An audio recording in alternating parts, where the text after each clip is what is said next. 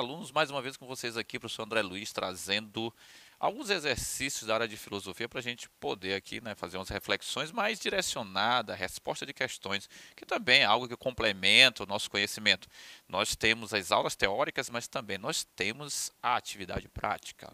Nós vamos colocar, pelo menos ali, todas aquelas reflexões para funcionar e responder algumas questões, para que a gente possa também falar de vestibulares, para que a gente possa também contribuir com os senhores nas atividades em geral, tá? Então, nós temos já na plataforma, aí tu vai lá na plataforma, dá alguns salves dias nela e pega ali temas relacionados aos exercícios que nós vamos responder. E nós vamos trabalhar aqui mito.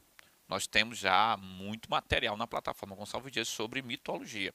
Então eu te convido, por exemplo, a pegar todo este material, a te apropriar dele, primeira parte teórica, e aqui dar uma olhada novamente nos nossos exercícios. Estou trazendo para vocês alguns questionamentos, algumas reflexões em forma de exercícios, claro, para que a gente possa também trabalhar neste formato. Toda a narrativa mítica que nós temos, né, uma introdução aqui a uma questão bem interessante, veicula uma espécie de lição de ordem moral, comportamental. Nós sabemos que os mitos, eles produzem um conhecimento, e este conhecimento, claro, de forma metafórica, fantasiosa, ela vai, né, claro, tratar. Ele pega este conteúdo, esta tradução, essa descrição, né, mitológica, trabalha fenômenos humanos, fenômenos da natureza, ok? E é isso que a gente está tratando aqui, porque o comportamento humano também é traduzido a partir destas narrativas.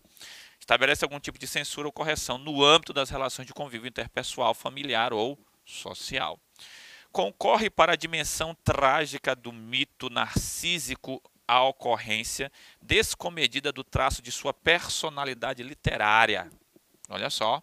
Então, o que a gente está tratando aqui? Obviamente, o mito ele vai descrever, ele vai traduzir a personalidade, a persona, a consciência, a manifestação do caráter daquela personagem que está sendo narrada ali. E aqui nós temos Narciso, o famoso mito de Narciso, tá? Aquele que se identifica a partir do lago e apaixona-se por si mesmo ao se olhar no lago. Tá? E aí fica a grande questão: qual seria o traço da personalidade, tá, de alguém como Narciso? Aquele que olha a sua imagem e a supervaloriza, a supervalora, para usar um termo mais adequado, né? Ele faz uma valoração exacerbada de si mesmo, da sua imagem através do lago, certo? Este mito é super conhecido, muito utilizado, e ele tem um traço de personalidade a esta personagem. Que traço é este? Egoísmo, por não querer ver a beleza de mais ninguém?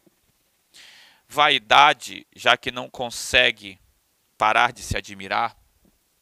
Orgulho, pois todos os consideravam muito bonito? Parcialidade, pois não conseguia admitir os próprios defeitos? Altruísmo, visto que usava sua beleza para ajudar as mulheres necessariamente. Bom, nós temos aqui algo bem interessante, tá? O mito narcísico, ele traz uma ideia de vaidade necessariamente.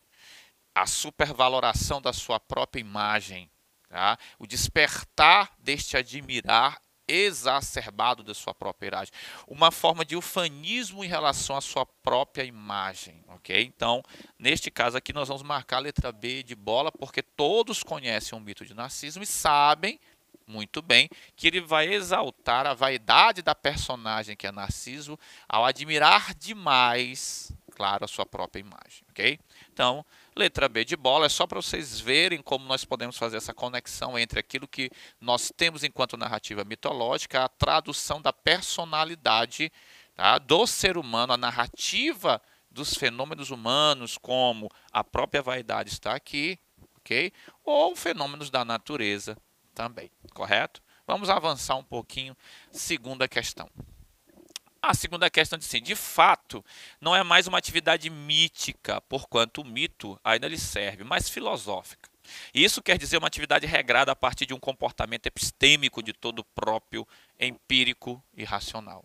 Aí nós temos aqui, claro, uma tradução mítica muito interessante, uma abordagem do mito como elementos que vão trazer, claro, caricaturas do mundo empírico, né, até mesmo deste mundo que nós captamos através dos sentidos, mas elaborações racionais com grandes construções mentais, cognitivas, como a gente chama lá na universidade. Tá? Sobre a passagem da atividade mítica para a filosófica, na Hélade, na Grécia, por exemplo, assinale a alternativa correta. Vamos lá, vamos ver se a gente consegue aqui pegar, captar essa atmosfera dessa passagem. Vocês sabem que pela nossa aula, principalmente, nós temos várias teorias que explicam esta passagem. Ok? Como aqui não está se referindo a nenhuma teoria dessa especificamente, nós vamos ver aquilo que tem mais sentido, que semanticamente está mais aprazível. Vamos lá. Na letra A, nós temos a mentalidade pré-filosófica grega, é a expressão típica. Bom, nós sabemos, por exemplo, que nós temos uma série de narrativas mitológicas. Essa mentalidade pré-filosófica grega não é necessariamente uma expressão típica da época. Ela vai surgir, ela vai ser gerada por uma série de fatores. Expansão da Hélade pelo lado árabe, por exemplo, essas viagens, né? A própria democracia, a moralidade dos deuses. Então não é tipicamente, né? Vai ser algo trazido, vai ser algo reelaborado e algo ali mudado para a expressão da explicação mitológica, levando a científica e a filosófica. A filosofia racionalizou o mito, mantendo-o como base de sua especulação teórica e adotando sua metodologia. Bom, você está vendo que a filosofia não vai racionalizar o mito, muito menos vai manter a sua metodologia. Ela vai justamente reelaborar. Ela não dá continuidade, ela dá um passo a mais neste logos, nesta forma de explicar, trazendo elementos mais racionais. A narrativa mítico-religiosa representa um bem importante para a difusão e manutenção de um saber prático, pragmático. Tá?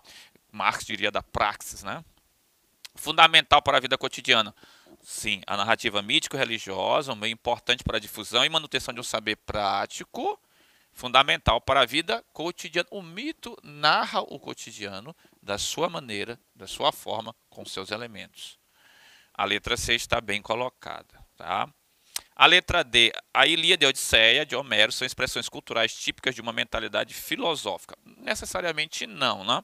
A Ilíada e a Odisseia nós sabemos que ela trata necessariamente não do logos filosófico, mas do mitos, da expressão fantasiosa que nós temos ali com a narrativa. Então, nós vamos marcar aqui a letra C de casa, guarde para você aí, marque letra C. A letra C traduz muito melhor que as outras alternativas esta passagem do mito para a filosofia, tá bom? Então, vamos lá, vamos seguir. Vem comigo, não me deixa sozinho. Isso, te arruma aí na cadeira, vamos lá, pega teu material. Olha a dispersão, hein? Vamos para a terceira questão. E a terceira questão ela é muito legal porque ela já traz aqui uma das grandes tragédias de Sófocles, Édipo Rei. Também é muito conhecida. Alguns têm contato facilmente com esta tragédia porque ela é amplamente divulgada, sempre foi comentada e, na verdade, foram rendidos louvores a essa história, que é muito bonita. Tá?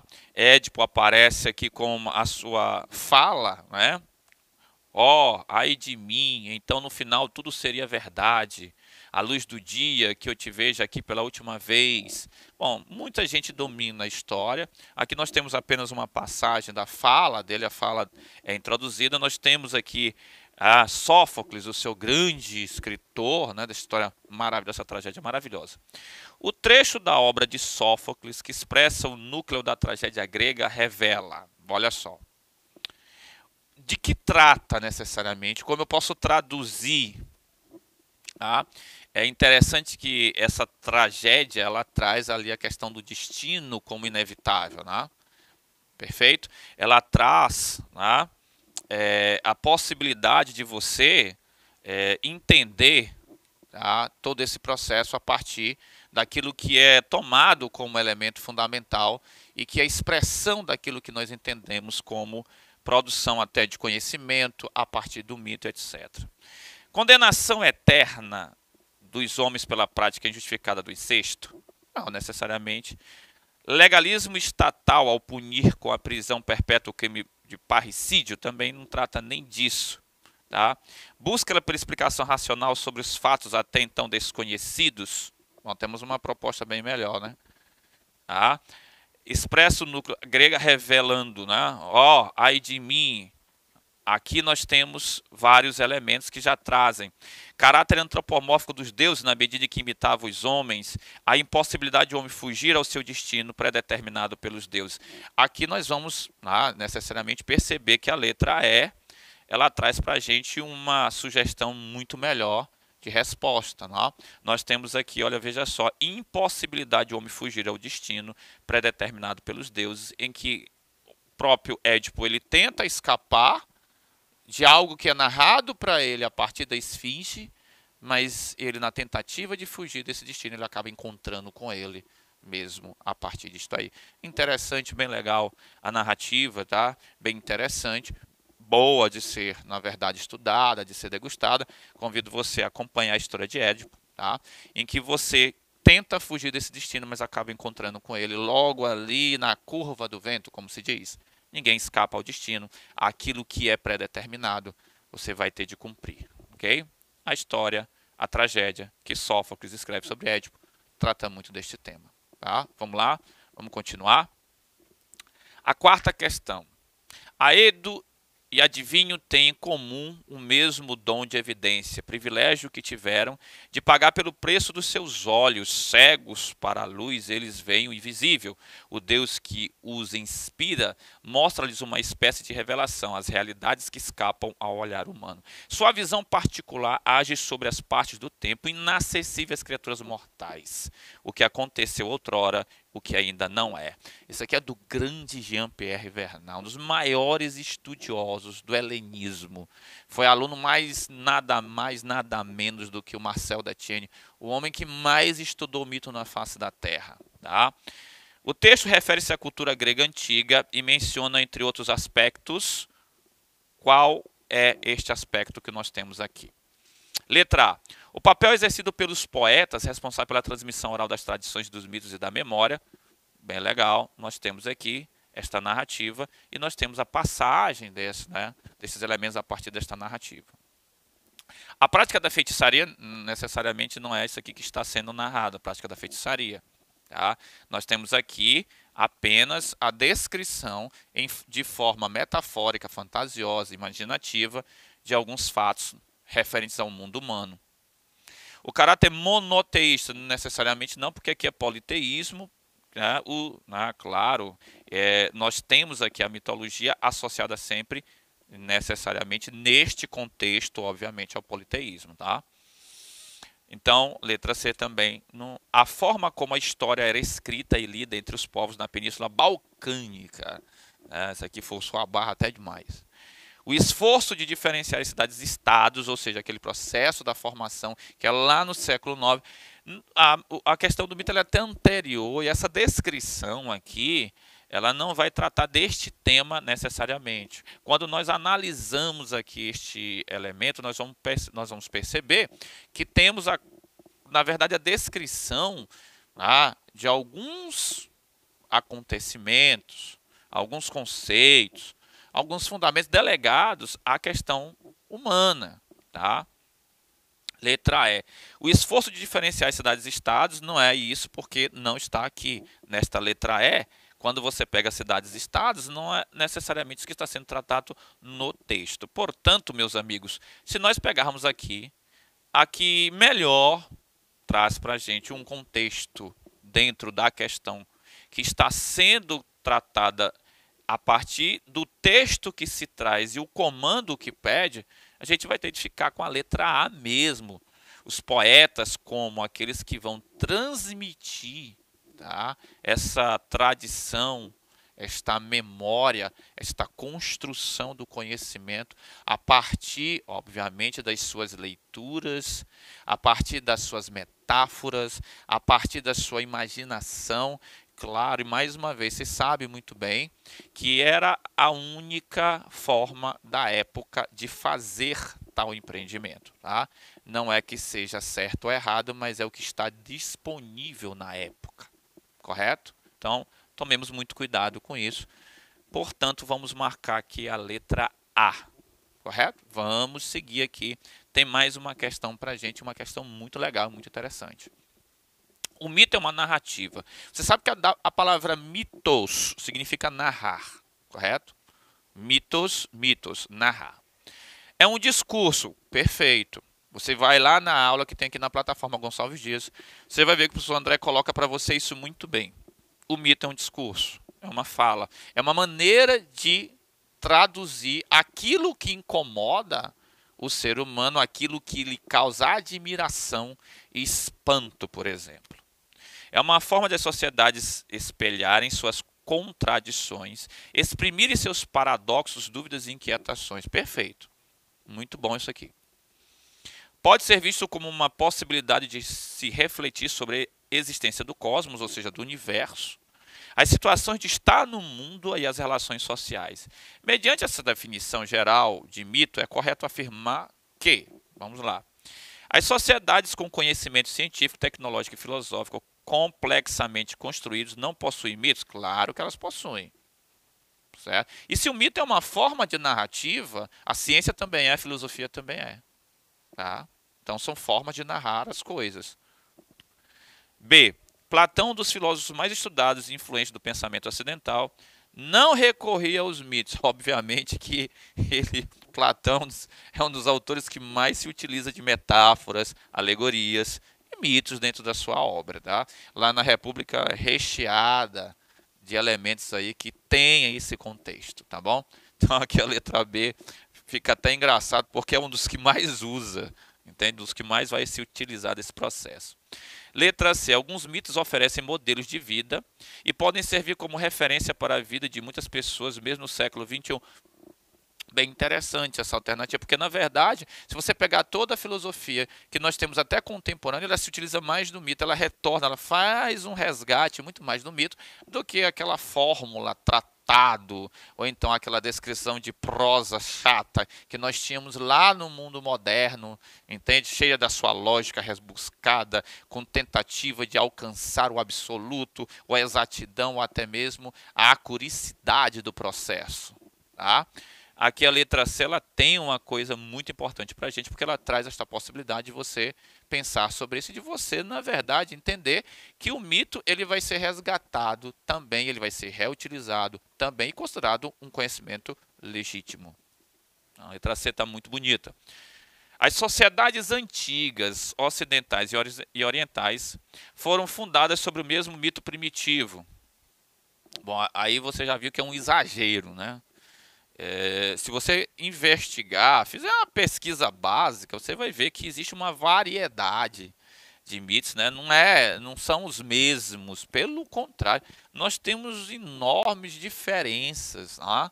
Nós temos ali uma série de considerações que são completamente desconexas até, não tem parentesco, e algumas são bem parecidas, né? Você pode pegar, por exemplo, do mundo da Hélade, a caixa de Pandora, né? Como muita gente fala, os males estão lá dentro da caixa, que ela vai abrir, né? E vai deixar escapar, mas aqui se você pegar já o mundo hebreu, vai falar de Adão e Eva, então não são os mesmos, existem até paralelos, nós podemos até, né, traçar pontos em comum, mas as diferenças são muito grandes, então não é a mesma coisa, é um exagero afirmar isso aí, o mesmo, né, sobre os mesmos, sobre as mesmas condições, as mesmas coisas, as mesmas narrativas, não é verdade isso. A letra E, todas as afirmações estão corretas, necessariamente também não vai estar certo, porque na verdade nós temos uma única aqui que nos oferece uma possibilidade de você compreender e responder a questão, que é, no caso aqui, a letra C. Se você pegar a letra C, alguns mitos oferecem modelos de vida, alguns, porque outros falam de fenômenos da natureza, tá certo? E podem servir, alguns mitos oferecem modelos de vida e podem servir como referência para a vida de muitas pessoas. Existem lições belíssimas dentro da mitologia que nós podemos perceber ao ler e nós podemos reinterpretar, interpretar novamente, fazer uma nova interpretação, refletir, construir crítica e assim por diante. Então, aqui eu convido os senhores a marcar a letra C de casa, ok? Marque a letra C para você. E nós vamos aqui, né, encerrando esta parte com a mitologia, vamos ter mais oportunidade de tratar do mito, com certeza, deste tipo de conhecimento, mas fica aqui o nosso forte abraço, fica aqui a nossa consideração, o nosso pedido que vocês continuem conosco, acompanhem os nossos conteúdos, fique em casa, fique estudando, mas lembre-se, fique conosco também acompanhando a plataforma Acompanhe Tudo.